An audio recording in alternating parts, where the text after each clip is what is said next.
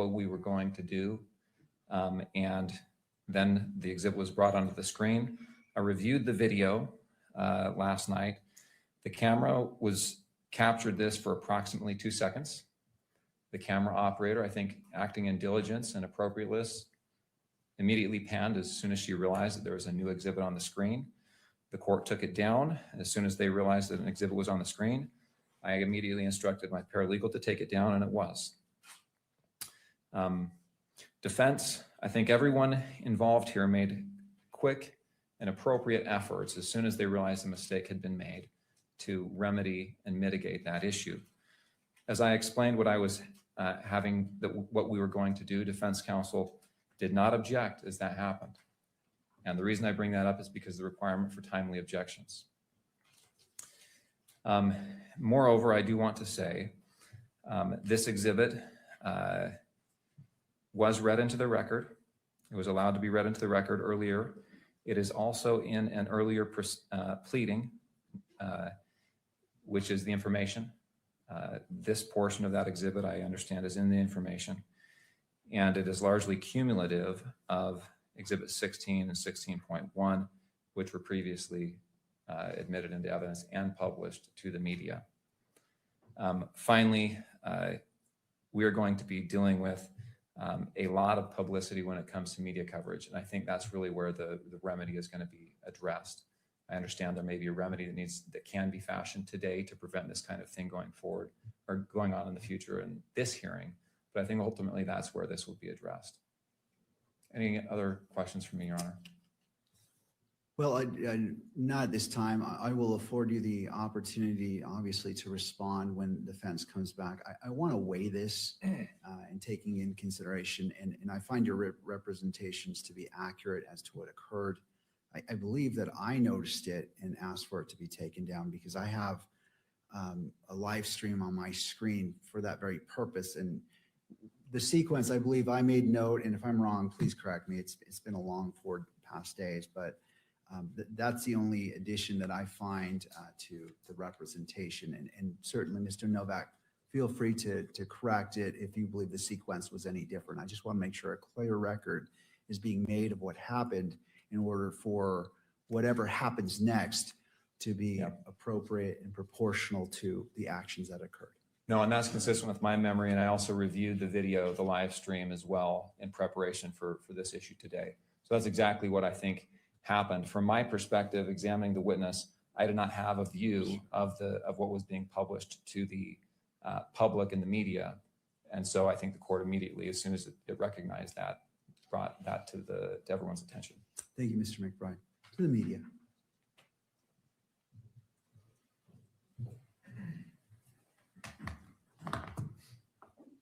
Good morning, Your Honor. Good morning. Appreciate the opportunity to be here to speak on behalf of the media. I think our understanding of what happened is consistent with what both the defense and the state have said here. So I don't want to belabor that point. But here's how I understand them. There's 2 exhibits at issue. Those exhibits were used yesterday in part because the juxtaposition of those 2 exhibits might have provided some sort of benefit to the court. The first of those exhibits was asked to be published through all 3 of the court's phases. The court said it will be admitted into evidence, be shown in the courtroom, will not be shown on the cameras. That happened about 3 hours into the hearing. That all went smoothly and well. That operated exactly as it is intended to. That requires the participation of everyone, the court, the defense, the state, media, camera operator, all to do that well. Later in the day, when in the video I reviewed, this was about 5 hours into the runtime yesterday. The second exhibit that was going to be compared side by side was introduced. That also went through that 3-step process. In that case, the court said that that could be admitted into evidence, shown to the court, and then also shown on the cameras. So it was put on the courtroom cameras. At that point, there was what I think is a useful practice by the camera operator to wait a beat, because sometimes mistakes do happen, right? In that case, though, that was authorized. So the camera then panned to the screen, which is set up specifically for the camera operator to be able to capture that. Examination on that exhibit began. Then, because the examination seemed to call for that juxtaposition, without much warning for anyone involved. The previous exhibit that was intended to be juxtaposed was placed on the screen. From, I think, a observer's view who didn't know where the testimony was going without warning. The camera operator, I think quite astutely, within seconds, recognized this is a different exhibit, and recalling the court's prior order, recognized I should pan off, and did within seconds. I think at the time that was happening, the court also caught that and said, let's not do that. Now, and that was the end of it. I think the 2 seconds is about right. I don't want to minimize that. I understand the point that Mr. Novak is making. We are operating in some ways on high wire, and we are trying to place as many nets as we can, and all the parties are working together to try to do that.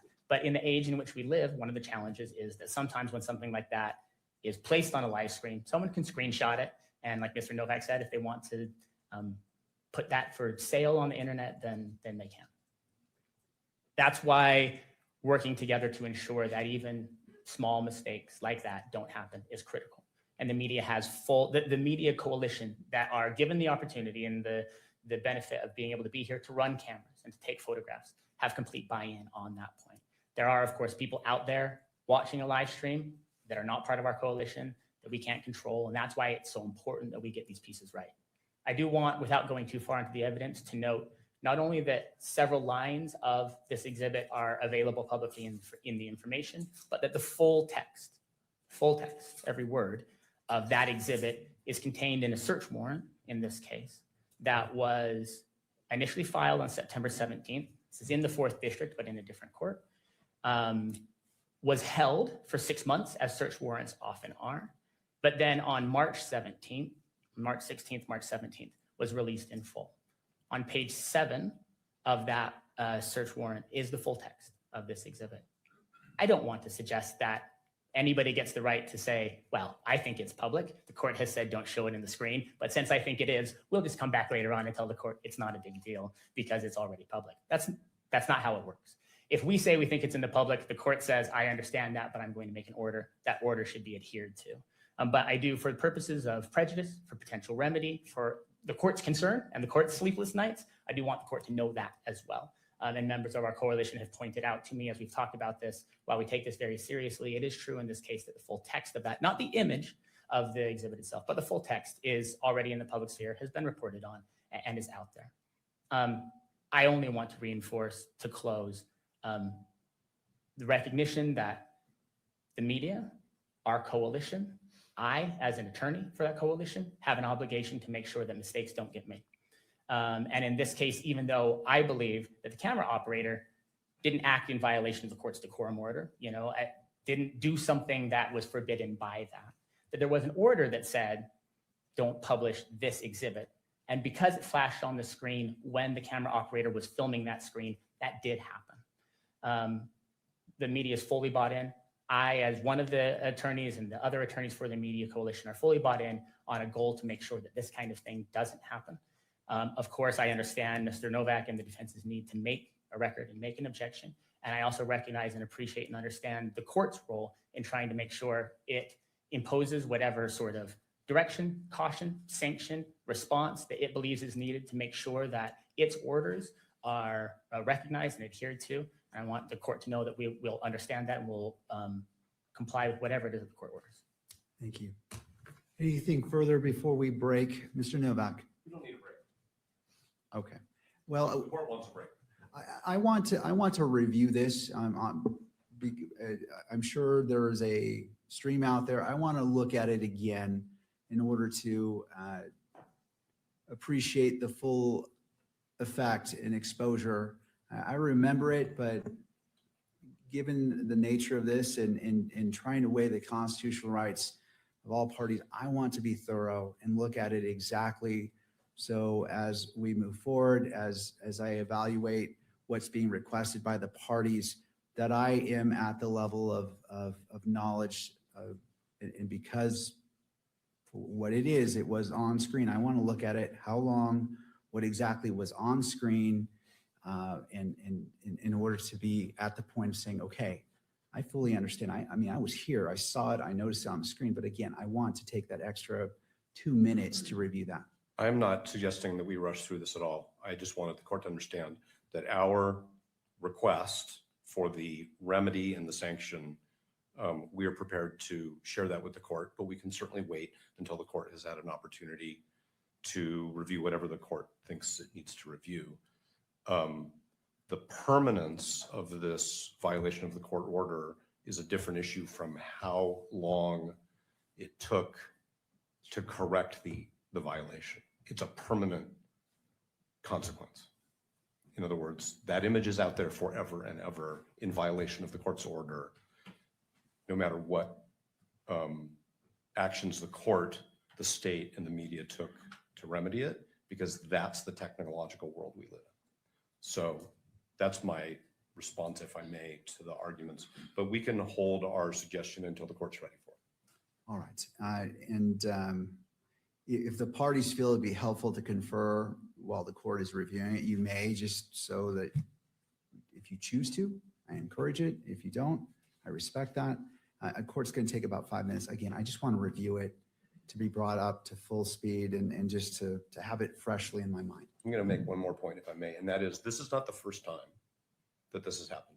We had earlier proceedings in this case where the cameras depicted images inside the courtroom that the court had prohibited, and the court imposed certain consequences on the media as a result of that.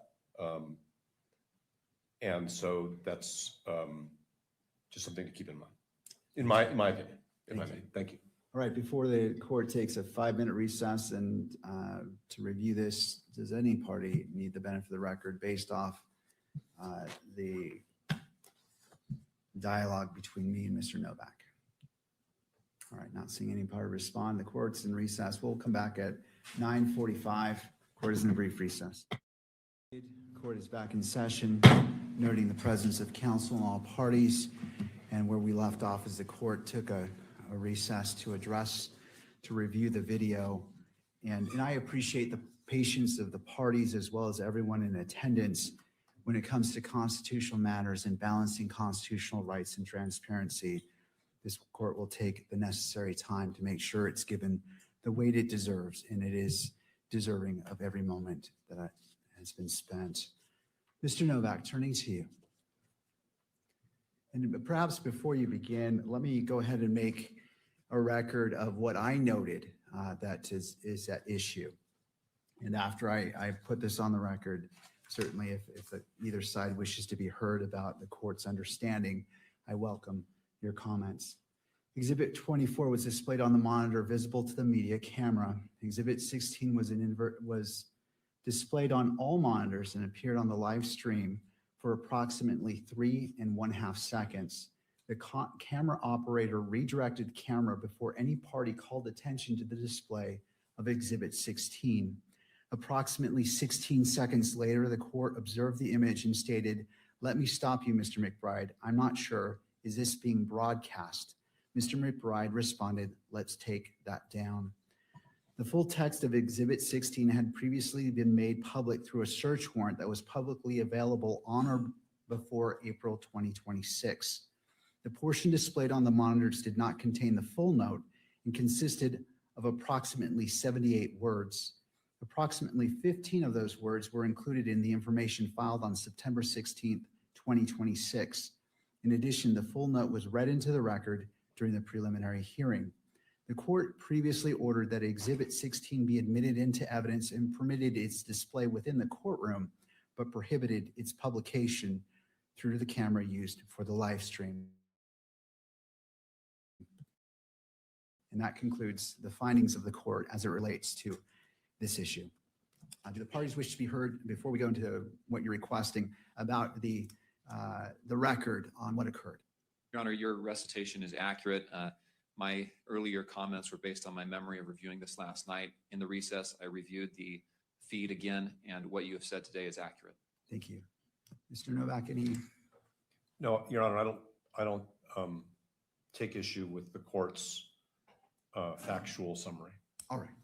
Turning to you, Mr. Novak. Thank you, Your Honor. We're going to renew our request to exclude all electronic media coverage from all future proceedings. That was our motion docketed at number 305, and that included video cameras, still photography, and audio. This is the second time that the court's orders concerning the scope of electronic media coverage have been violated. I'm a baseball fan, and I just don't think the court needs to wait for the third strike. 2 strikes is enough. If I may, the alternative remedy, which we think is not wholly adequate, which is why we think it's an alternative and a less desirable alternative, is for this court to both reverse its prior order authorizing electronic media coverage of today's hearing, which we had previously filed an objection to after the court, I would say preliminarily granted the requests for today. That was sort of the chain of events. And that the court proactively preclude electronic media coverage at the last day of the preliminary hearing, which will be September 1st. Now, I understand that there has not yet been a request for electronic media coverage for September 1st, but there is no doubt that there will be, just as this court previously observed that it wasn't prepared to preclude electronic media coverage at the preliminary hearing because there had not been any requests. There were requests, and those that were timely were all granted. The court denied one request because it was not timely for one particular day. So I guess the way it would be is any request for electronic media coverage of September 1st will be denied because that's the appropriate sanction for what happened yesterday. The fact that the content of the exhibit was previously summarized by the state in certain documents which became public because the state didn't take any actions to seal them beyond the 6-month period. The fact that the contents of the exhibit were read in open court is not the issue. The issue is when the court issues an order, everybody must comply with it, and there are reasons for the order. And the reasons, as this court stated, are to protect Mr. Robinson's right to a fair trial. So no doubt that the court balanced those prior ways in which the content of this exhibit had already been disclosed when the court decided that there would not be electronic media coverage. That's the fact that we have all known of that exhibit. That's a fact that we've all been aware of as we've gone along. So to summarize, and then I will stop because I know we still have a witness here, and of course the court needs to hear from the state and counsel for the media, I suspect, is we would like the court to reconsider its order denying motion 305 and grant it for the balance of all of the proceedings in this matter, or as an alternative, the court prohibit any further electronic media coverage of the preliminary hearing, which includes September 1st. Thank you, Mr. Novak. Thank you very much. Turning to the state and then to the media.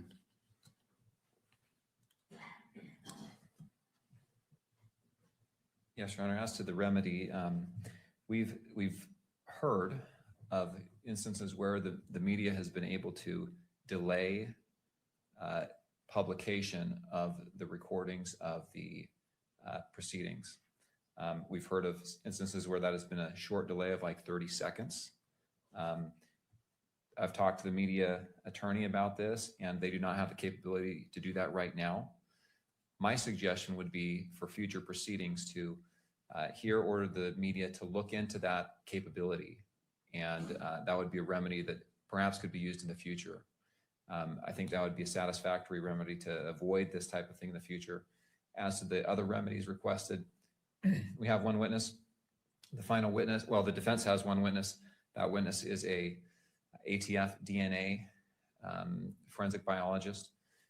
And I assume that the exhibits that will be admitted through her will be of that nature. We've already, in fact, admitted the report that she is going to be testifying to. The reports, I should say, that's exhibits 30 and I believe 34. And so I don't think we have, and those have already been published. I don't think we have the same risks or, I'll just say risks with her testimony as we do with some of this other evidence that has already been admitted. Thank you. To the media.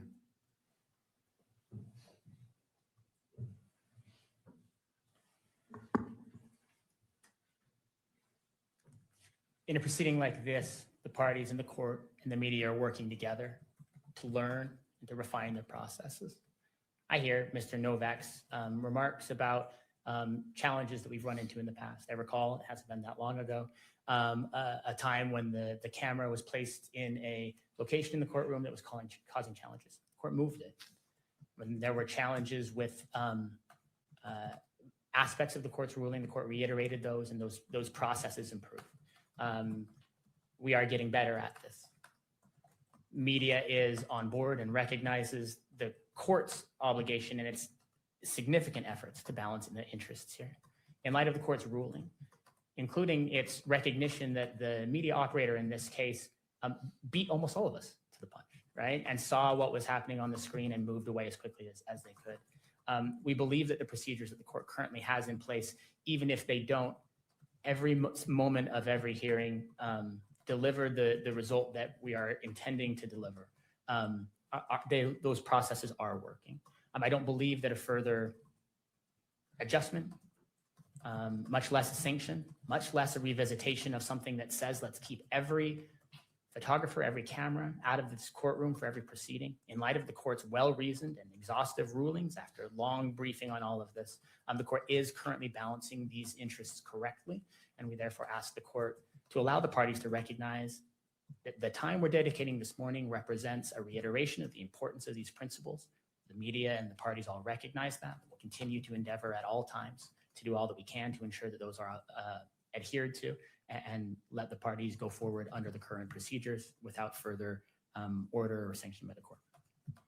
Thank you. Any further arguments before the court issues its ruling? No, but thank you for the opportunity. Thank you. And just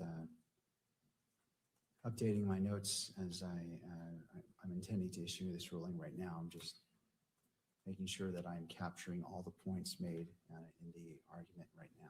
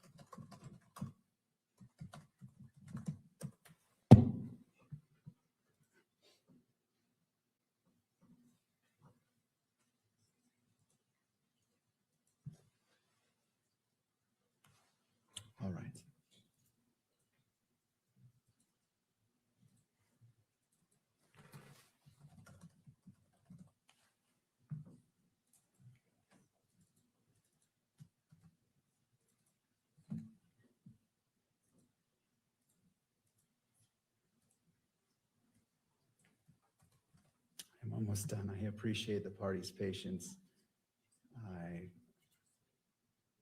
This issue rises to the level that necessitates great care. And as my practice, I don't like to rush or make snap decisions. And I want to give this the full analysis that it's due. So thank you again for your patience.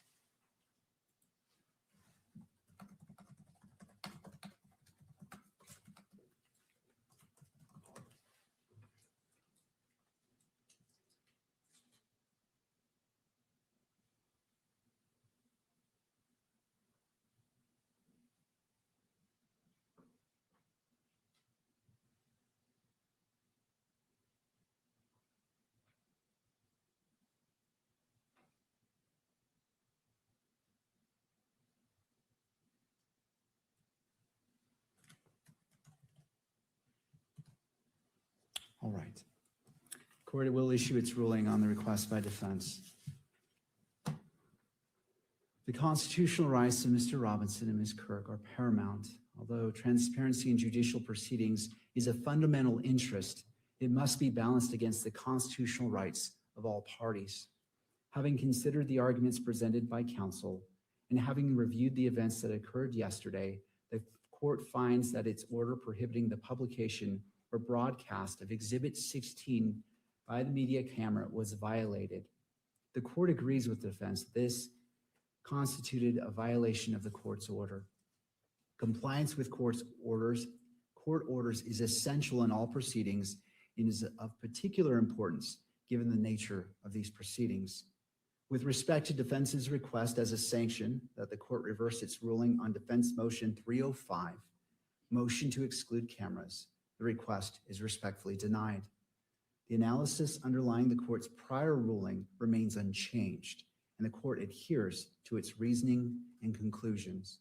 With respects to the defense's alternative request as a sanction to prohibit all cameras and electronic equipment from today's proceedings, thereby preventing the electronic capture of the proceedings for those inside and outside of the courtroom, the request is granted in part and denied in part. Effective immediately, members of the media shall no longer capture or broadcast any exhibits displayed by the parties during today's proceedings. The court finds this sanction to be proportional and appropriate in light of the violation of the court's prior order. The court reserves this sanction as it relates to September 1st. It is not before the court. There has not been a request for electronic media coverage, and the court won't issue a pre-ruling. When it becomes, that request has been filed and all the deadlines which the court has imposed in regards to the MC filing are in place, if motions are filed, the court will entertain motions in brief argument ahead of the September 1st hearing and address it at that time.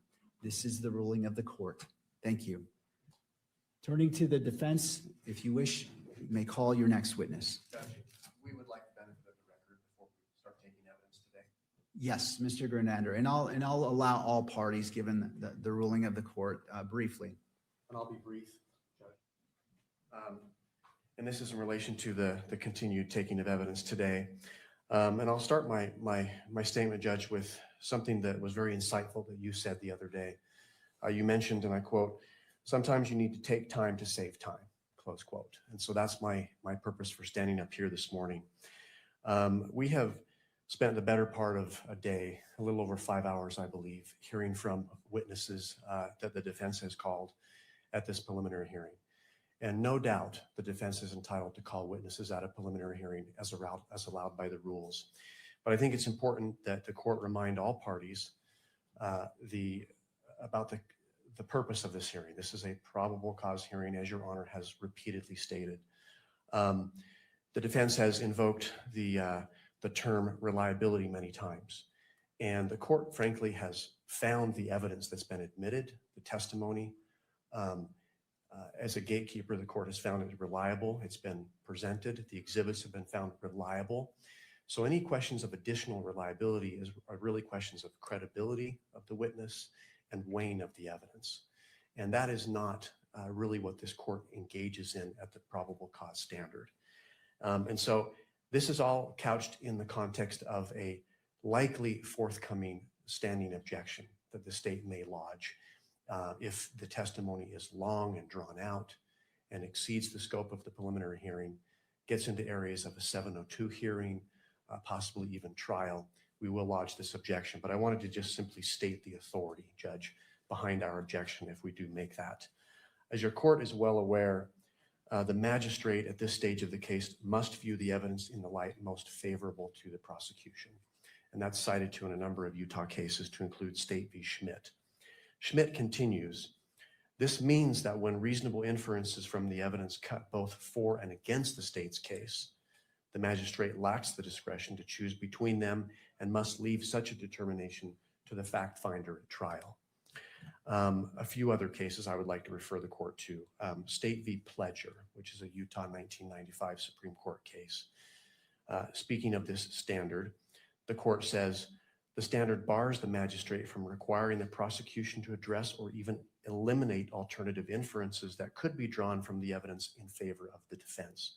So even assuming the defense scores points today in calling these witnesses, again, the court cannot really weigh those in favor of the defense. State v. Hester, which is a Utah Court of Appeals case 2000, where there is conflicting evidence, quote, the magistrate may not sift or weigh the evidence, but must leave those tasks to the fact finder at trial.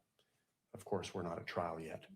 State v. Virgin, a Utah 2006 Supreme Court case, indicates that a magistrate may only disregard evidence at a preliminary hearing if it is, quote, so contradictory, inconsistent, or unbelievable that it is unreasonable to base belief of an element of the prosecution's claim on that evidence.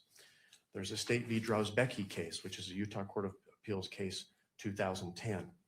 Magistrates may only disregard or discredit evidence that is wholly lacking and incapable of creating a reasonable inference regarding a portion of the prosecution's claim, but must leave all the weighing of credible but conflicting evidence to the trier of fact. And finally, State v. Lopez, a Utah 2020 Supreme Court case. Speaking of this probable cause standard at a preliminary hearing, the court said, under this low bar, it may be difficult for the defense to overcome a prima facie showing of probable cause. Even an alleged victim's recantations may sometimes be insufficient, given that the magistrate must view all evidence in the light most favorable to the prosecution and draw all reasonable inferences in favor of the prosecution, close quote. Judge, Your Honor has heard 4 days of testimony now. The evidence is overwhelming. It's devastating. And the question needs to be asked, the purpose of continuing with testimony if it's long and drawn out. Of course, the defense has the right to call witnesses, but it needs to be within the context of this preliminary hearing. So again, we may be lodging a standing objection of relevance and exceeding the scope of this hearing. That's my record. Thank you, Mr. Grunander. Do other parties wish to be heard as it relates to Mr. Grunander's statement? To the defense?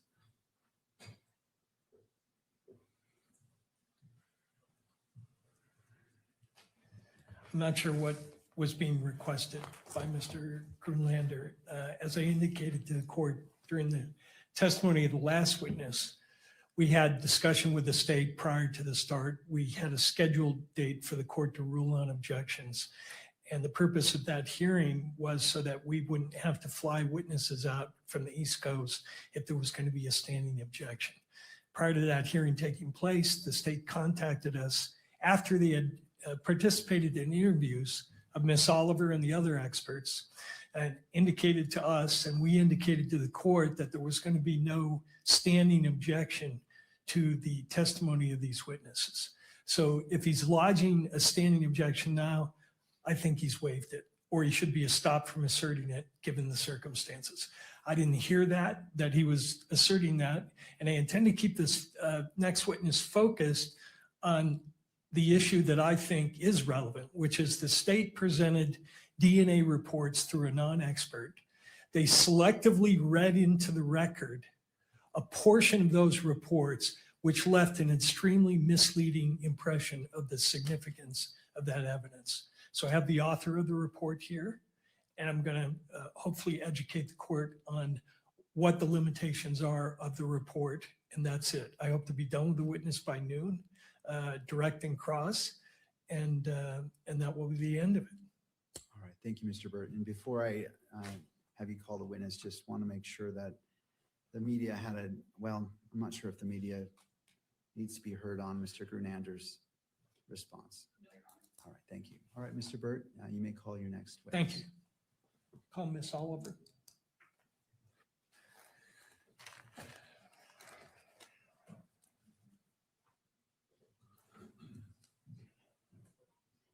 Ms. Oliver, if you'd like to come forward and be sworn in.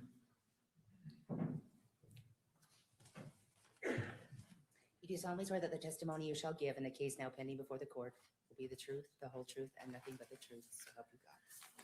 All right, ma'am, you may be seated.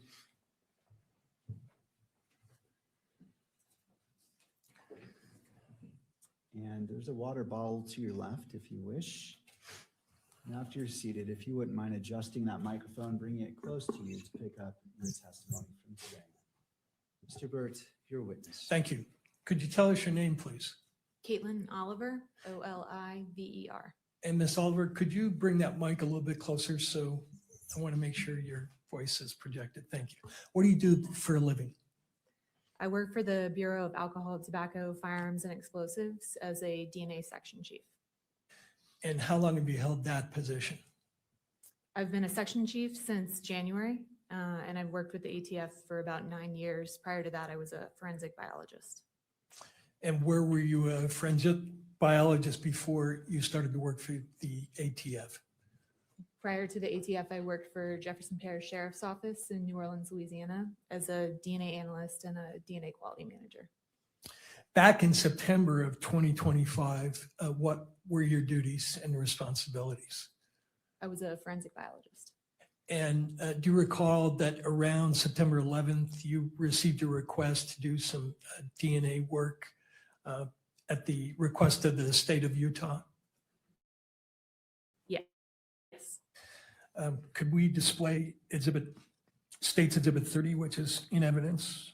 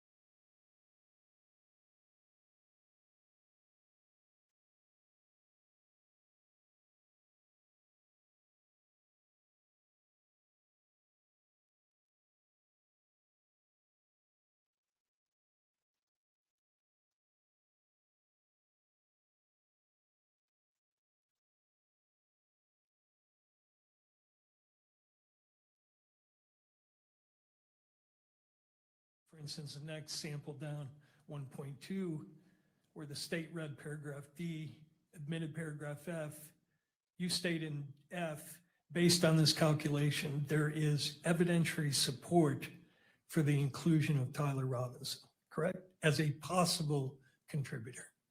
Correct. Mr. Burt, I just want to interrupt. Sure. I was made aware of a question about the media as it reflects this order. So the question was whether audio could be transmitted, and my ruling covered the video display of any exhibits. And so I just want to make sure that's the understanding of all the parties, that the audio of your portion discussing evidence is that you understand that that's going to be captured by the camera and displayed, but not any exhibits displayed. Is that your understanding? That is my understanding of the court's ruling, yes. And to the state? Yes. And to the media? Yes, Your Honor, there might be concern about the actual monitors, the counsel table and podium, and any clarification on that. Well, that's why I give my notation to begin the morning that the parties are responsible to monitor their monitors. And that's there because they're entitled to view it, but they're responsible to ensure that the monitors, as the camera is picking up the courtroom, it's directed not to focus on monitors, but inevitable capture may occur. And that's why that instruction is given. Your Honor, Jeff Nine on behalf of the victim representative. We cannot see the court from where we're sitting, so I don't know if there's a way for us to view the monitor. I don't understand what you're saying. It's not being published on this It's not one. being published on the monitor to the court's right. Right. The order of the court based as a sanction is no exhibits will be displayed. In the courtroom entirety. As it stands right now, yes, that's correct. Well, Okay, please approach the lectern.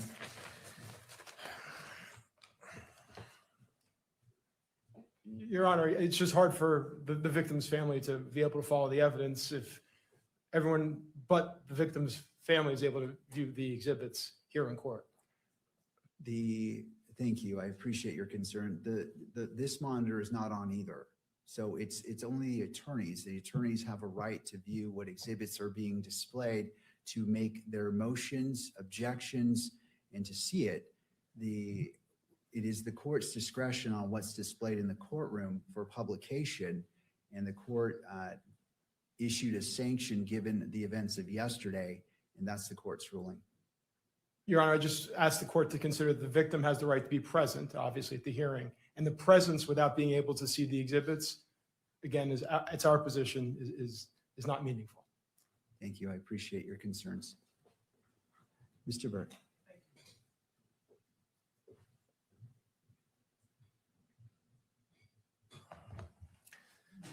Could you redisplay exhibit 30, please? And again, while he's doing that, that same conclusion where you include the language, go back to that page, please, 5. Use the term, there is evidentiary support and possible contributor. I want to focus your attention on the words evidentiary support. We've had a prior witness testify that from the FBI testified that they use a scale and they characterize the support along the lines of strong. Are you familiar with that type of a scale? Yes. Does your agency employ that scale? We can come to 5 conclusions at our agency. So there can either be exclusion, limited support for exclusion, uninformative, limited support for inclusion, and support for inclusion. And I take it from what you just said, you don't use these qualifiers strongly. The word strongly include things of that nature. Yes, we don't use a verbal scale at our laboratory. Is that a scientific phrase when you talk about instead of saying that there's support for an inclusion, you instead say there is strong support for the conclusion? So our laboratory doesn't use a verbal scale due to the fact that they add subjective words to the front of this word support. It is our stance that the likelihood ratio statistic, the number stands on its own. So we report the likelihood ratio and either support for inclusion or support for exclusion. Thank you. Would you go to page 8 of the report and highlight the very top of the first 2 sentences? You included this language in your report, correct? Correct. And in fact, you included this language in all 3 of your reports, referring to the conclusions conform with the relevant Department of Justice policy on uniform language. That's correct. Right. And why do you include that language in all 3 of your reports? It's standard language for our reports. Our reports adhere to the DOJ Ultra statement. Okay. And could you go now to Exhibit Oliver 4 for the witness only? Not admitted yet. Are you familiar with this document, the Department of Justice Uniform Language for Testimony and Reports for Forensic Autosomal DNA Examination using probabilistic genotyping systems? Yes, I am. Right. And would you go to page 4 of that document, please? And the court has heard some prior testimony about this Department of Justice directive. What is ATF's, what is your understanding of what the qualifications and limitations are that are required by this policy of the Department of Justice? What are you not supposed to be saying in connection with the reports that you wrote in this case? There's a few things that the Ultra document states. First, it states if you use a verbal scale, which we do not, then you need to use the one dictated in the document. This is in an effort to unify the language coming out of DOJ laboratories. It also says that we cannot state that our evidence is infallible, nor can we state that there is a inconclusive result. Shall not state that it's infallible or have a 0 error rate, correct? Correct. It also states, does it not, that you shall not assert that a likelihood ratio of any magnitude provides an absolute identification or source attribution of an individual to an evidentiary sample. Correct. And are your reports in conformity with that? You're not stating or implying that anything you did here is asserting an absolute identification of someone as the source of any of the evidence that you examined, correct? Correct. With forensic evidence, it's impossible to state with 100% certainty anything. That's why we report a likelihood ratio, to speak to that uncertainty with a statistic. All right, and would you go to the next page of that document? This policy requires that you not state or use the expressions reasonable degree of scientific certainty, reasonable scientific certainty, or similar assertions of reasonable certainty. You didn't do that in any of your reports, correct? Correct. You're not asserting anything with respect to any reasonable degree of scientific certainty, Correct. correct? Now, when you can take that down, when did you first receive the assignment in this case?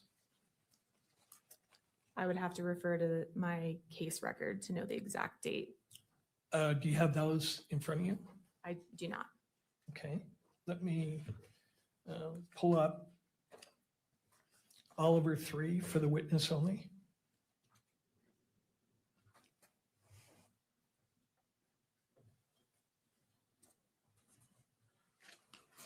And go to the third page. Does that third page help refresh your memory on when you may have received this case? Yes, on September 12th, 2025. Okay. Is that when you first started doing work on the case, do you think? Yes, it is. Now, prior to doing work on the case, did you receive permission from someone to consume any samples in the case? Yes, I did. And could you go to page 15 of those case notes, please? Again, for the witness only.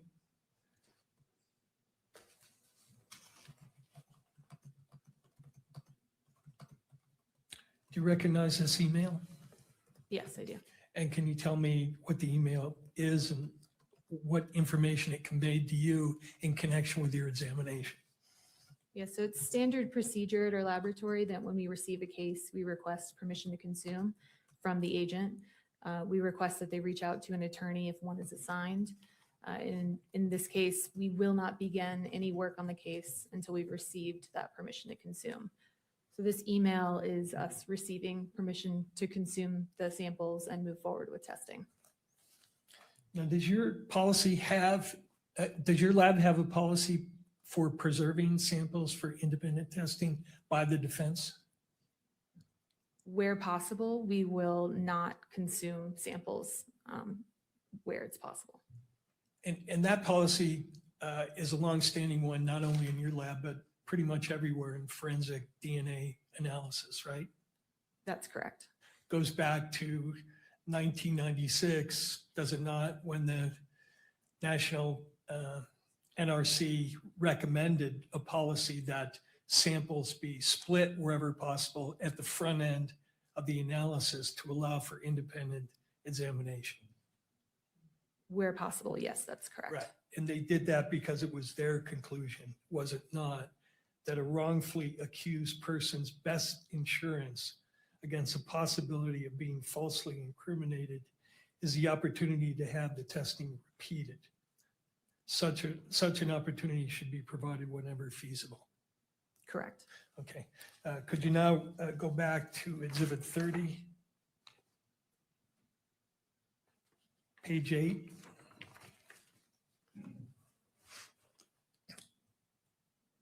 Were certain DNA samples consumed in your analysis?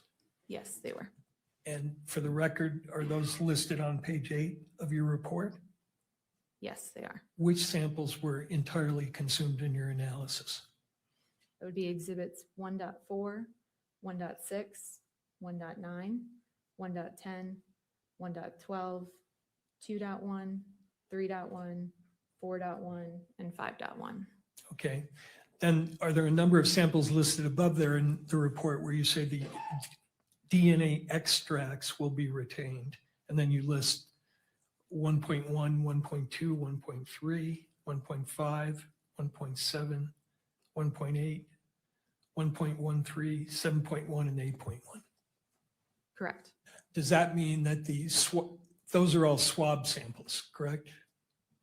They were swabs, yes. All right. Does your report mean that you consume the swabs, but you have some liquid extract remaining as to those samples? Correct. Now, are all of the samples, let's talk about the samples in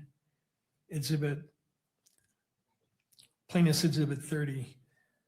Were all of the samples you looked at there mixed samples? I refer to my tables in my report. Sure. Go to page 2, please.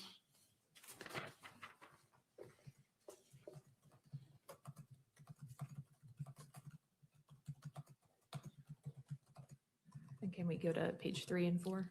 3 and 4, please.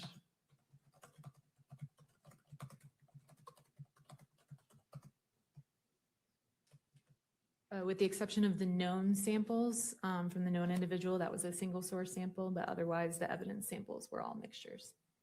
And in many cases, they were mixtures of sometimes 4 and 5 people, correct? Correct. Now, when you look at mixtures, such as the ones in this case, you use terms like major and minor contributor, right? Correct. Is that language meant to convey that anything with respect to activity of anybody who might be assigned to that DNA weight? In other words, are you saying the person you label as a major contributor was engaged in any sort of activity? Is there any connection between the use of that language and activity? None of the testing that I performed could speak to activity or what activity led to the deposition of the DNA. So nothing in your report, if somebody reads that and says, oh, this one says this person is a major contributor, you're not commenting on anything about the person's activity, correct? Correct. And is it true also that there are also several other limitations concerning the language of your report that it's important for courts and people who are reading the report to understand?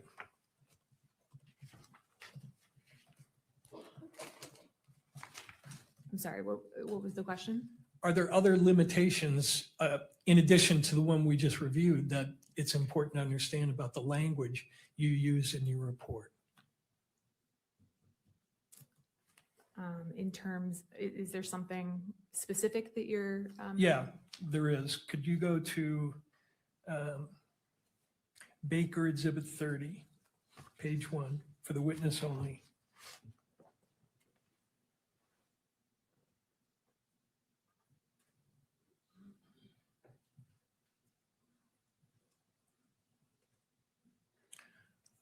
Are you familiar with this publication?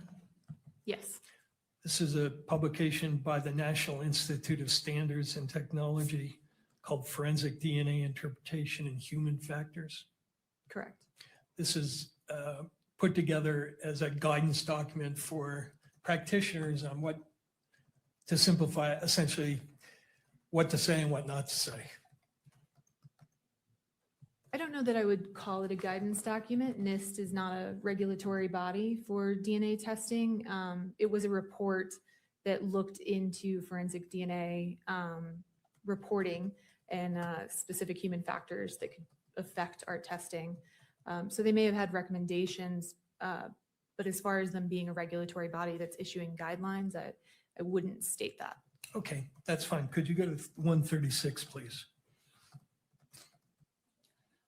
There we go, right there. Wait, 135, I'm sorry. And then scroll down to the next page. So they're making recommendations here as to how the report should be worded, correct? Correct. Let me ask you whether you agree with some of these limitations, or they call them caveats. They talk about how you describe the number of contributors, and they say the true number of contributors of DNA to an item can never be known. Do you agree with that? Yes. Okay. They also say, let me ask one question before I ask this one, which is, do you use something called a reporting cap in all three of your reports? Yes, so for our likelihood ratio statistics, we cap the statistic at 1 trillion. The actual number could be a lot higher. It could be quintillion, octillion. We chose 1 trillion because it has meaning, I think, to people that can understand what 1 trillion is. An octillion and a quintillion gets a little high at that point, so we cap at 1 trillion. And they talk here, do they not, about how you convey the idea of a reporting cap? And they say the LR reporting cap was chosen because of the limitation of biostatistical modeling and independence assumptions of STR loci. Do you agree that that's why the cap is chosen? I believe we chose our cap for the reason I stated. Do you disagree with that statement in terms of why the cap is chosen? I'm not familiar with the paper that's referenced there, so I would have to familiarize myself before I said I Okay. agreed or disagreed. Fair enough. And then they also suggest that you alert in your report that profile descriptors cannot be applied to activity level issues. Do you agree with that? Yes, so this is what you were stating about calling a major contributor. It doesn't speak to the activity that led to the DNA deposition. Right. DNA profiles may be described as major, minor. However, these descriptors should not be interpreted in the context of a decision regarding the nature or the mechanisms, actions, or timing that led to the deposition of the DNA. You agree with that? Correct, yes. Right? And then the other sort of limitation convey that the DNA results cannot be interpreted as the analyst providing an opinion regarding who the source of the DNA is. Yes, so this is once again, we don't make source attribution statements. We will say there's support for inclusion, and then we back up that with a statistic. So from a scientific standpoint, you couldn't read the paragraph that sets out the likelihood ratio in your report, whatever the number, and then blast a headline in the media, Mr. Robinson's DNA is found on this item. That's a source attribution, is it not? Correct, yes, And that would not be scientifically defensible, would it? correct. Okay. Another limitation they talk about on likelihood ratios on the next page, please, 137. Likelihood ratios cannot speak to the likelihood of a proposition, only to the probability of the results given a pair of propositions. Do you agree with that? Yes. Explain that, because that's a little above my pay grade in terms of understanding. So a likelihood ratio statistic compares the probability of the DNA profile of the evidence given two competing hypotheses or two competing scenarios.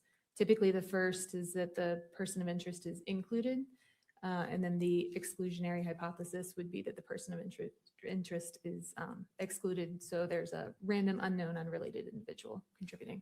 And when they're elaborating on that point, they say a likelihood ratio indicates if and to what extent the DNA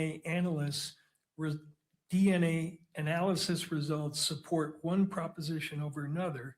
It is not possible on this basis alone to determine which is the most probable proposition. Do you agree with that? Yes. Okay. And then the next limitation they suggest you convey is that convey the DNA statistics cannot imply uniqueness within a population. Do you agree that that's a legitimate limitation? Yes. And explain what that means. Does that go back to the issue of source? You can't assign a source to a DNA sample? Correct. Okay. It says you should delineate the meaning of a verbal qualifier, but you didn't use one in this case, right? Correct. Okay. Now, you mentioned that your testing cannot, and correct me if I'm wrong, I don't mischaracterize it. Your testing, none of the testing in any of the three reports can answer the question of how and when DNA got deposited. Is that true? That is true. DNA can't speak to the activity that led to the deposition of the DNA. And the report says, with regard to that issue, with the increased sensitivity of DNA techniques and sophisticated software, a DNA profile may be developed even when the contributor of that DNA never touched the item or area that was swapped. Alternatively, a person's DNA may be present when they were not involved in the crime. Do you agree with that? Yes, once again, I cannot speak to the activity. Can you explain how it's possible that a DNA profile may be developed even when the contributor of that DNA never touched the item or area that was swapped? So it's possible if, say, the pen that you're sitting there using for the week, you say hand it off to the judge, and the judge then touches it for a period of time, and then I swab it. It doesn't speak to who handled it last. I could test that. I could get both of your profiles. I wouldn't know which person was the last person to handle that item. All right. And similarly, if you had a lot of DNA on your hand, we shook hands. I then went to pick up an exhibit, a gun. I touched the trigger of it. Your DNA could be on that trigger, right? It is possible, yes. Okay, even though you never touched the gun. Yes. And that's why, because of those possibilities, you can't make any assessment of how or when DNA got deposited, correct? Correct. How long can DNA persist on an item? DNA is quite stable over time. It can be broken down due to environmental insults, so things like heat and humidity. are known to break down DNA over time. But I couldn't give you an exact number. Were certain of the samples that you tested in this case degraded samples? There was degradation present in some of the samples. And what can cause degradation? Like I said, there's environmental insults, heat, humidity. Now, the second report that you wrote had to do with a Dremel item that was taken from Mr. Robinson's home. Correct. And did you request certain what are called elimination samples in regard to items that were recovered from his home? Yes. Tell the court what an elimination sample is as opposed to a sample that relates to what's called a POI, person of interest. So an elimination sample is a sample taken from a known individual that it may be assumed that they could have come into contact with it. If I were to say swab your vehicle, then I would want your DNA sample as an elimination to eliminate you in order to look for any additional DNA that may be there. And you say they're assumed contributors because depending upon the location, for instance, somebody's house, you would expect if there were multiple people in that house that perhaps everybody in the house could contribute to a certain DNA result. It's possible.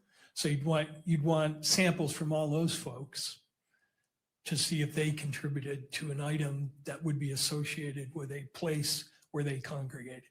Correct. And I noticed from your case file that you also requested, but I don't think you received, elimination samples from agents who were involved in this case. Correct. Why do you request those samples? The type of testing we perform is quite sensitive. And so it is a standard practice that we request elimination samples from any of the investigators involved in order to potentially eliminate them in case they could have contaminated the evidence. Okay. Now, in report number 157, if you could bring that up, please. Oliver 157, which has been admitted.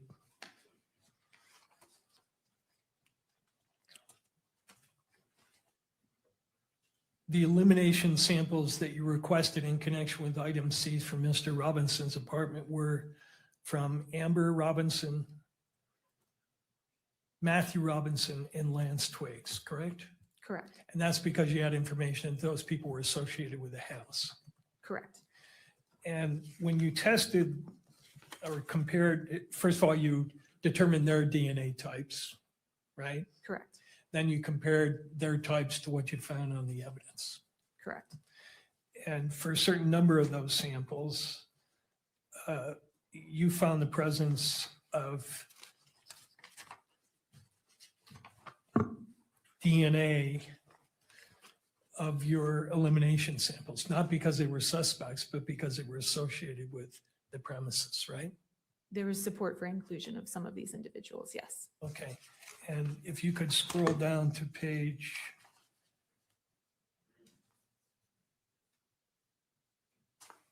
4, which is the table, I just want to review briefly with you. For instance, item number 1.4, which was a swab from the rifle. You used the elimination sample of Mr. Robinson's father, and you found his DNA on that particular swab, correct? I would say there was support for inclusion of Matthew Robinson on the sample obtained from the swabs of the bolts of the rifle. I'm glad you pointed that out. That's, again, consistent with your other testimony. You're talking again about support for inclusion as a possible contributor. Correct. And there Again, would- not because he's a suspect, but because he's associated with that premise. Correct. And there would have been a likelihood ratio statistic calculated and to go along with that. Okay. Could you go to the next page? Similarly, with respect to 1.6, you found Again, Matthew Robinson on swap number 1.6, or a profile that indicated he was a possible contributor. There's support for inclusion of Matthew Robinson. Okay. And next page, actually go page to page 7. You found support for inclusion of Lance Twiggs on swabs of buttons of a Dremel tool, correct? Correct.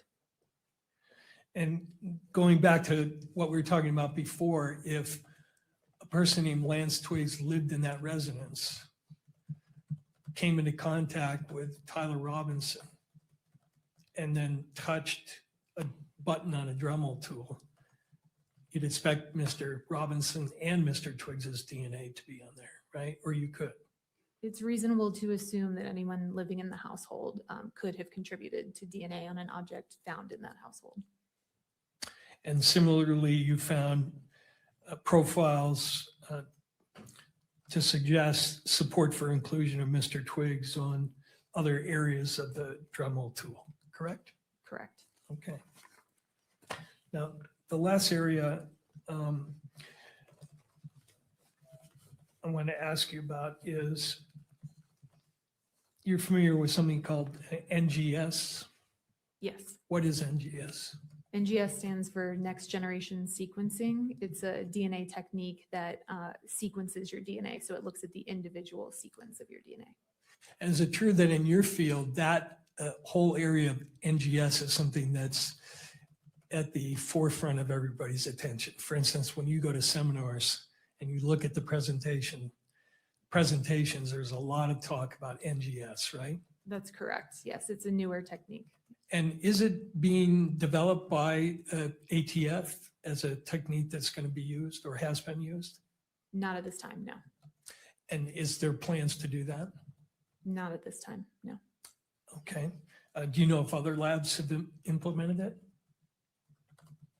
I believe there may be some laboratories in the United States that have it in use, but I wouldn't have direct knowledge of that. Now, you used a program in this case called STR Mix, correct? Correct. And that's sold by a company in New Zealand, that software? Correct. Have they developed another program called STR Mix NGS? I'm not aware of NGS software. Could you go to 156, Oliver 156?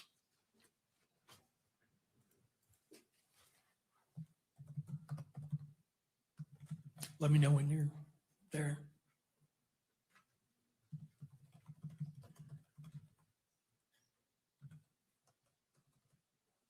Are you aware that the developers are selling a product called STR Mix NGS? I was not aware, no. Okay. Now, sequencing analysis is different than what you did in this case, correct? Correct. And how so? As I said, sequencing is looking at the individual sequence, the individual bases that make up your DNA, as opposed to the testing that I'm performing, which is looking at length variations. So STR testing, which is the testing I perform, looks at areas of the DNA that are known to be highly variable between individuals. And there are areas where the DNA sequence repeats itself over and over again. And depending on who you are as an individual, you may have a different number of repeats present at that location. So the testing we're performing is looking at those length variations. There's a distinction between, say, if you have 10 repeats versus 12 repeats. But you're not looking within those lengths to see what the sequence of the DNA is. Correct. And that's what this new technology is designed to look at. Correct. And the reason it's designed to look at that is because it's been found that there are DNA areas that are different in sequence, even though they're the same length. Is that true? I think the reason for developing NGS software is to add another tool to a forensic biologist tool belt. Okay. Now, could you go to 154, please, for the witness only? You're familiar with this chart? Yes, Okay, this lists all the alleles that you found for all the testing in your 3 analysis, correct? no, it looks like, No, you were right, 154.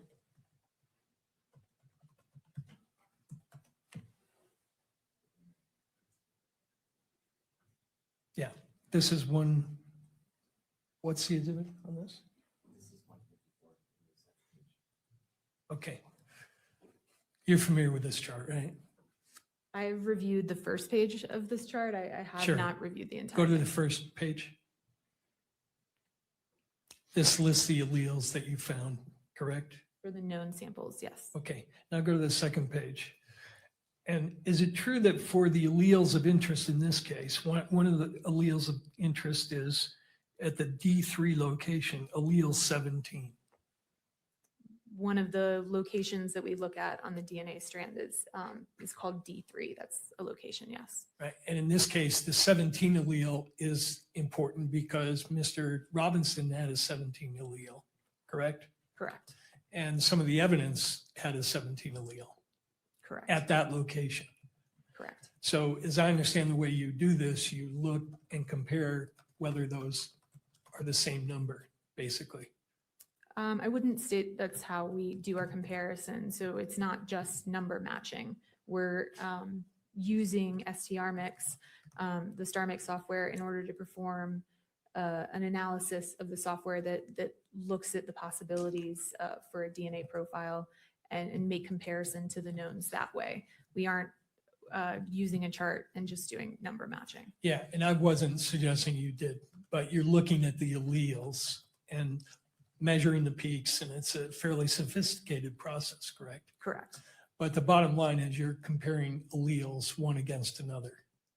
correct, So if a person is a 1717 and the evidence sample is a 1717, you're looking at that comparison. correct, And again, measuring only length. correct. But it's true, is it not, that researchers have found that that particular allele, the D317 allele, that there are actually 3 different 17s, 17A, 17B, 17C.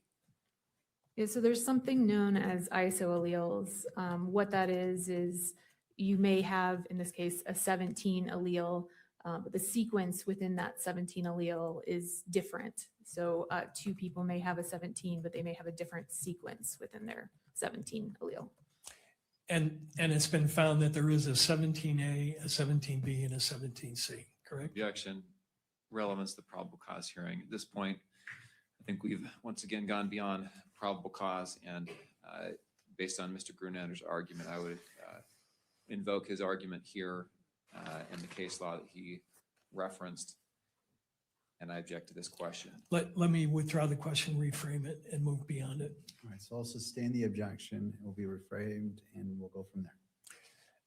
It's true, is it not, that at least 1, 2, 3, 5 of the locations of interest in this case, researchers have found that the alleles that you were looking at, these isoalleles, have different sequences but the same length. Objection, relevance. The witness has testified she does not do sequencing analysis here, and that's what the question is asking, is about sequencing analysis. Counsel? The point, though, is that her testing cannot distinguish between these isoalleles, and therefore it goes to the weight of the comparisons. But if she didn't do that, Yeah, that's the point, is that she didn't do it, and therefore she's not in a position to draw conclusions. Mr. McBride? That proffer is inaccurate, that she's not able to draw conclusions because she did not do NGS or sequencing analysis. She has testified that her lab and the analysis she did here is not sequencing analysis, it's something different. Whether or not she could do sequencing analysis is irrelevant to the analysis that she did do. If Mr. Burt wants to call an expert to say sequencing analysis is better or something like that, that's fine. But this expert does not do sequencing analysis. Therefore, the line of questioning that goes into sequencing analysis is irrelevant to her testimony. Let me see if I could lay further foundation. All right, so I'm going to sustain the objection. And the question may be asked if council chooses. When you do your analysis using length only, do you go by the rule that if any STR locus fails to match when comparing the genotypes between two or more samples, then the comparison of profiles between the question and reference sample is usually declared a non-match, regardless of how many other loci match? No, it's not quite that simple. What you're speaking of is an exclusion, is that correct? Yeah, right. So it's possible for DNA evidence we spoke about, it's possible that DNA evidence be degraded. In a case like that, there may be the potential that some of the profile has what we call dropped out. So it's not present. In that case, we wouldn't expect necessarily to have a inclusion or exclusion at that location because there's no information present there. So it's not quite as simple as is every allele in this chart present in the evidence. There's more to it than that. If you had a difference in sequence between a known and a question across many loci, would you exclude the person? It It's depends again, on, objection, Your Honor. We're going back into sequencing, which is not the analysis that was done in this case. Mr. Burt. Again, Your Honor, if there could be an exclusion based on this and the testing was not done, I think that is relevant. But as it relates to this witness and her firsthand knowledge, I'm not seeing that tie-in as it relates to her. All right, let me move on then. So I'll sustain the objection. Now, you said that all the samples you looked at in that one report were mixtures, correct? correct. And the number you get in the likelihood ratio depends on how many contributors you estimate, right? The number is going to vary if you say I think it's a mixture of 2 people versus I think it's a mixture of 5 people. It's not necessarily the number of contributors. The likelihood ratio speaks to the weight of the evidence. And so it's comparing known individuals to the unknown sample. It could be a low number and be a single source sample. It could be a high number and be a 4-person mixture. It's not necessarily directly correlated with the number of contributors. Let me ask you if you agree with this. This is from the NIST mixture study. An likelihood ratio numeric value is not a measurement of a physical quantity. Do you agree with that? Correct. Rather, it is a ratio of probabilities in the opinion of the expert assessing the likelihood ratio and is dependent on the specific propositions used to formulate it and also on the individual making the assessment. Correct. Yes, I agree. And does the final likelihood ratio depend on the number of contributors you assume? No, it does not. It has no effect whatsoever. It can have an effect. It's possible. It's possible multiple other factors could contribute to the likelihood ratio. Is it somehow difficult to figure out how many contributors there are in a sample?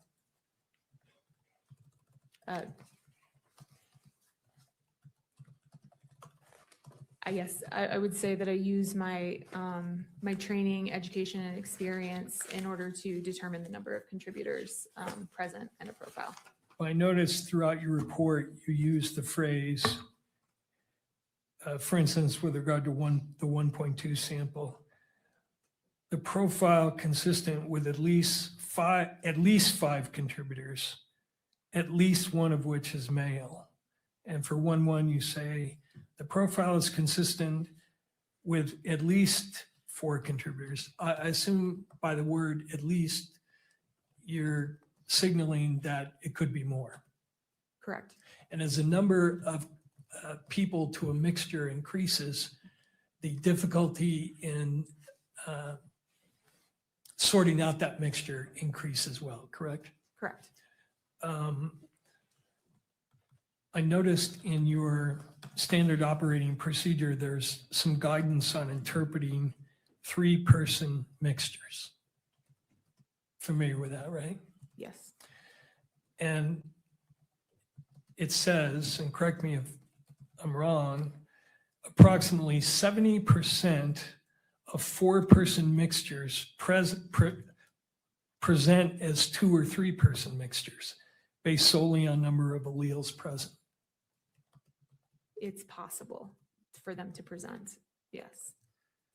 Well, it doesn't say it's possible. It says, for example, approximately in all cases, assuming a mixture as a result of the combination of 3 people must be done with caution. For example, approximately 70% of 4-person mixtures present as 2 or 3-person mixtures based solely on number of alleles present. You said you're referencing my SOP. Yes, Is it possible for me to take a look at it? sure. Your Honor, I'm going to object at this point. The point that defense counsel is getting at is made in the last answer, which is that the difficulty of sorting out mixtures increases as the number of contributors increases.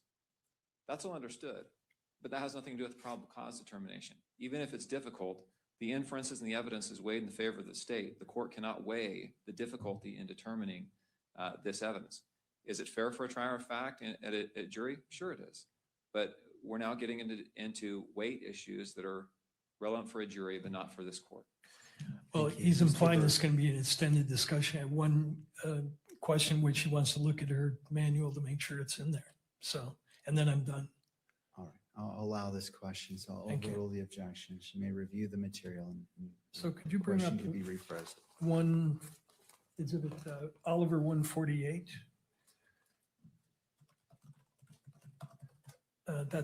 This is your SOP document, correct? Correct. And then go to page 83.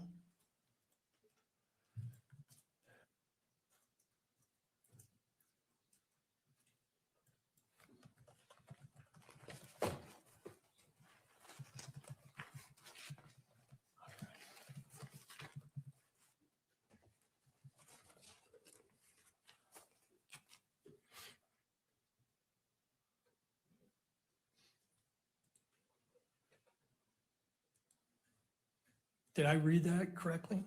Yes. And so it's true, is it not, that approximately 70% of 4-person mixtures present as 2 or 3-person mixtures?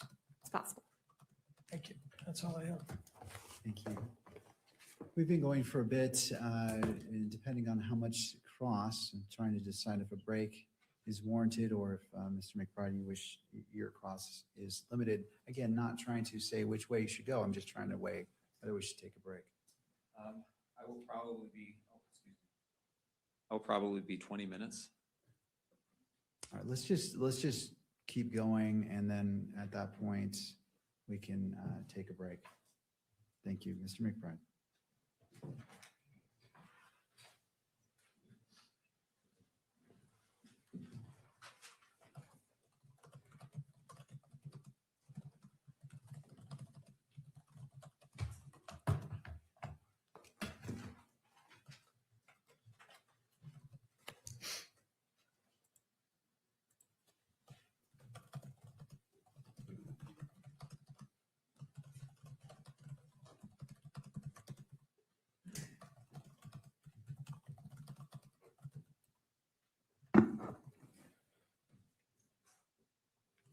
Good morning.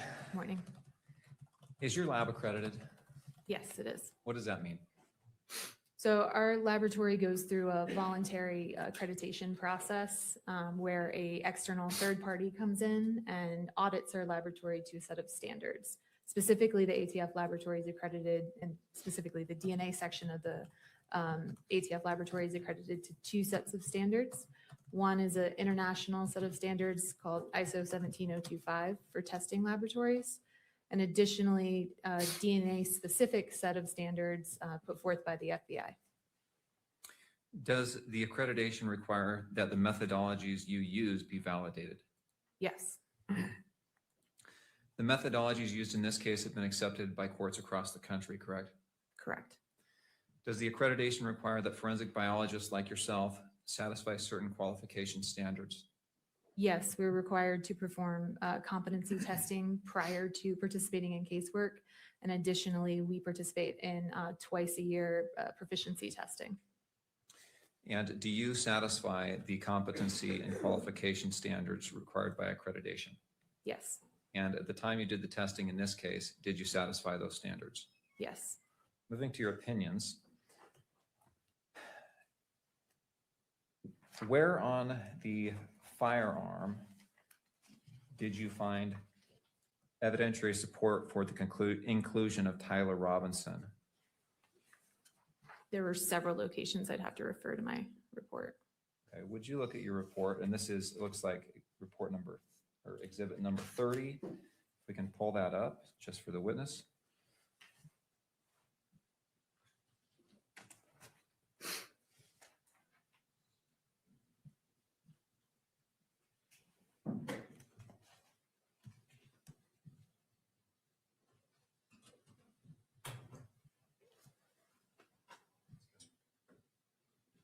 Thank you, Kimberly.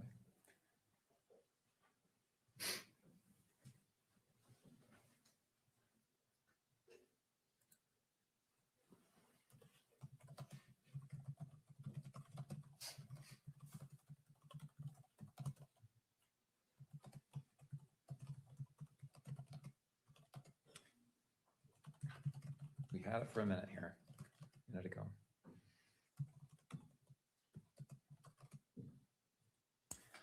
Okay, if we could go to page number 2, please. Will you just list off the areas of that firearm where there was support for evidentiary support for inclusion of Tyler Robinson? The swabs of the stock and grips of rifle, the swabs of the butt plate of rifle, swabs of the trigger and trigger guard of rifle with possible ridge detail / smudging, the swabs of the bolt of the rifle with possible ridge detail / smudging, and the swabs of the forend of the rifle. We go to page 3. Swabs of the barrel of the rifle with possible ridge detail / smudging, the swabs of possible ridge detail / smudging on the optical accessory. And page 4. The swabs of the protected underside of the receiver of the rifle after disassembly.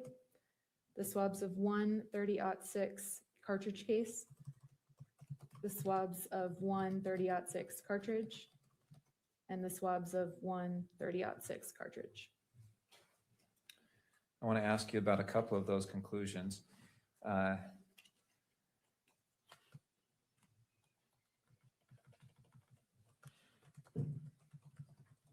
Let's look at page 5, please.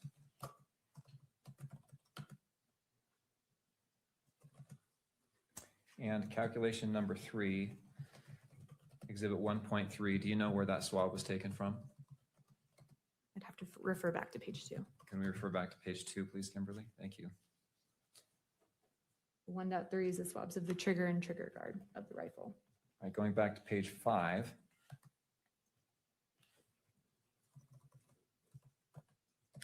And we've had some talk, some testimony from you and some questions for you about the likelihood ratios.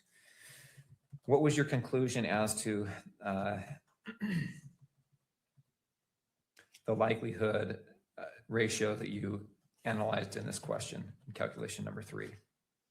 For this exhibit, the DNA profile was at least 1 trillion times more likely if it originated from Tyler Robinson as the major component and 3 unknown unrelated individuals than if it originated from 4 unrelated individuals.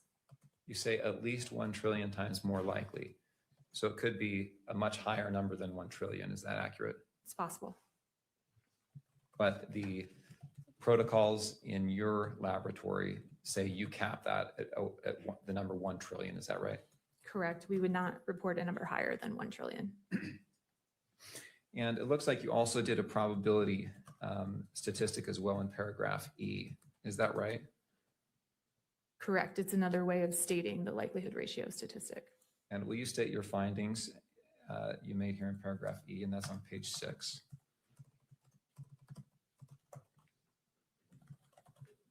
The probability of an unrelated individual in the population who has not contributed DNA to the sample yielding this level of support is less than 1 in a trillion.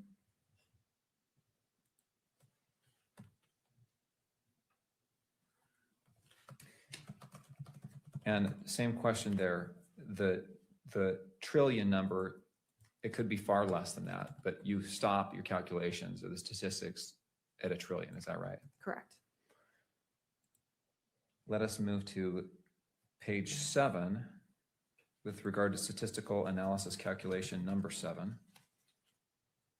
Now, do you remember what 1.3 or 1.13 and 2.1 are? I'd have to refer back to page 3, I believe. You could jump to page 3. Thank you, Kimberly. Page 4, sorry. Page 4. The 1.13 is the swabs of the protected underside of the receiver of the rifle after disassembly. And 2.1 is the swabs of 1.30-06 cartridge case. Now, did you do the swabs themselves? I did not.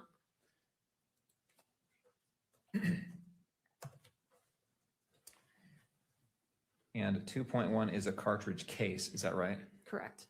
And what's the difference between a cartridge case and a cartridge? The cartridge is unfired, cartridge case has been fired. Let's jump back to page 7. And what was your conclusion with regard to, well, first of all, why do you group these two together, exhibits 1.13 and 2.1 in your conclusions here? They were both mixtures of 2 individuals, and they both yielded a likelihood ratio of the same magnitude, so they can be grouped together. Okay. It's not that they were tested together? Correct. It's just that the results were of the same magnitude, so they were reported together. Is that right? Correct. All right. What was your conclusion as it relates to both of these as to the likelihood ratio?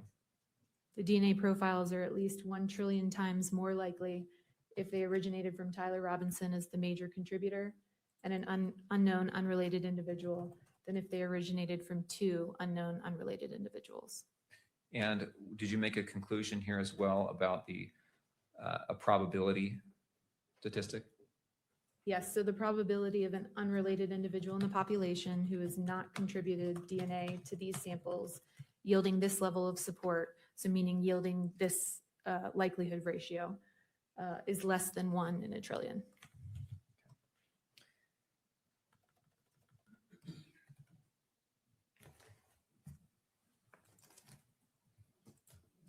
Nothing else.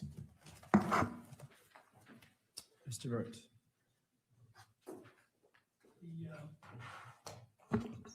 The 1.3 sample is described as swabs of trigger and trigger guard, right? Correct. You didn't do the swabs, but am I correct that you have no way of knowing which part was from the trigger and which part was from the trigger guard? Correct. So they were swabbed together, so I wouldn't be able to say where the DNA came from. And that's one of the samples that was degraded, correct? There were signs of degradation present in that sample, yes. And you said with regard to that sample, that that was a sample consistent with at least 4 contributors, right? Correct. And did what you term the major profile have the largest amount of degradation in that sample? There was, yes. And you can't tell us anything about when the DNA was deposited on the trigger guard or the trigger, correct? Correct. You can't tell us anything about whether, when you say it's at least 4, it could be 5, 6, or 7 people with DNA on that trigger or trigger guard, correct? Correct, which is why we have the major contributor that is suitable for comparison, and the minor contributor is not suitable for comparison due to that complexity. And again, major, minor just has to do with the levels of DNA you were seeing, has nothing to do with someone being engaged in activity that is major in relation to the minor contributor. Yes, so the major contributor is the majority of the DNA contributed to that sample. Okay. And some of these samples, you have major contributors of more than one person, right? Correct. So for sample 1.1, swabs of stock, you have two major profiles. And there are at least 4 contributors on that sample, right? Can I refer to my report? Sure. It's Exhibit 30. Plaintiff's 30. Right?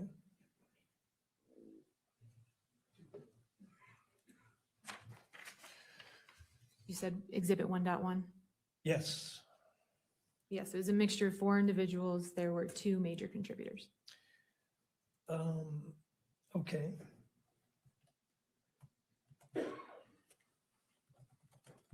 And again, with regard to all these samples, no way of knowing when or how the DNA got on those samples, correct? Correct. You referenced another statistic in your report, which is the statistic related to paragraph E, I guess. Correct. Is it what's called the random match probability statistic? Or is that something else? It itself is not a random match probability statistic. It is a way to represent the likelihood ratio similar to a random match probability. But it's still a likelihood ratio computation, right? Correct. It's based off the likelihood ratio And computation. it's still subject to all the limitations we've talked about. Correct. Can't attribute it to any person. Can't state it's infallible. Can't state there's a 0 error rate.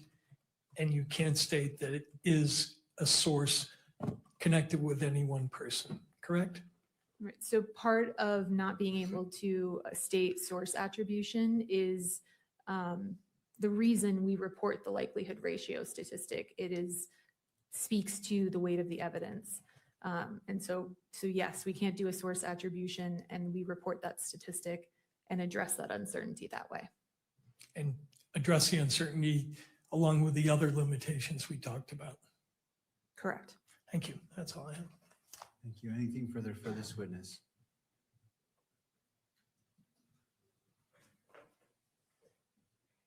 No. All right. May this witness be excused. All right. Thank you, ma'am. Can I step down? Anything further from the defense? No, we have no further witnesses. All right. Returning to prosecution, anything further? No, Judge, we have no rebuttal evidence to present at this hearing. The state has no rebuttal evidence to present at this hearing. However, before we break, there is the matter that was discussed yesterday with respect to publishing in the courtroom Exhibit 12.1 so that the victim's family can observe that. Thank you. All right. Do the parties wish to be heard as it relates to this briefly, and then court will issue its ruling? Your Honor, I actually just want to make a quick record. We have advised Mr. Robinson of his right to testify at this hearing, and he is choosing to take our advice and not testify. Is that correct, Mr. Robinson? And I note that he's nodding in the affirmative. Thank you, Ms. Visser. All right. In regards to the outstanding issue about the publication of State's Exhibit 12.1 to the courtroom only, to persons here, any further input from any of the parties before the court issues its ruling? Jeff and I, on behalf of the victim, my understanding is you ruled yesterday that you were going to play it, that you did grant our request. So I don't know if we. Thank you.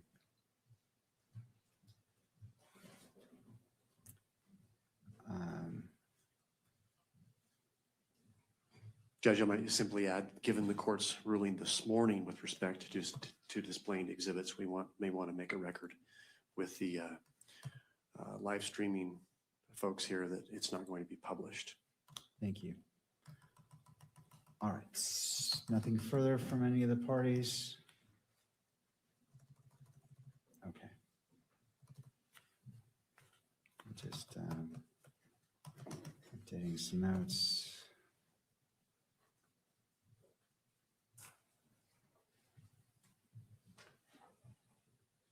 All right. The court wishes to readdress yesterday's ruling in light of this morning's sanction as it relates to Exhibit 16. The court separately addressed that incident and imposed a sanction on the record. Having considered all applicable public access, fair trial, privacy, and victims' rights interests, the court adheres to its prior ruling. The court finds that temporarily limiting live stream to audio only while Exhibit 12.1 is displayed is necessary to prevent the inadvertent publication of the exhibit from being transmitted to outside the courtroom, and no broader and is taking the least restrictive means to accomplish what is being requested. Accordingly, Exhibit 12.1 may be viewed by all persons physically present in the courtroom, including victim representative Ms. Kirk in her capacity as the victim representative. The same in-court viewing rules applies to all parties and courtroom attendees. And that is the ruling of the court. Let's go ahead and proceed to that, to the stage. So could the camera operator let me know when we're switched to an audio only? We are? Okay. All right. And as it's switched to audio only, to the state, now my understanding there's no audio on this surveillance on 12.1. Is that correct? All right. All right. So let's go ahead and play that. And I'm going to rule that this also applies to the still photographer. It cannot be captured the screen in any way. I noted video recording, but I intend as well as no still capture of any of the monitors during the publication of 12.1. All right.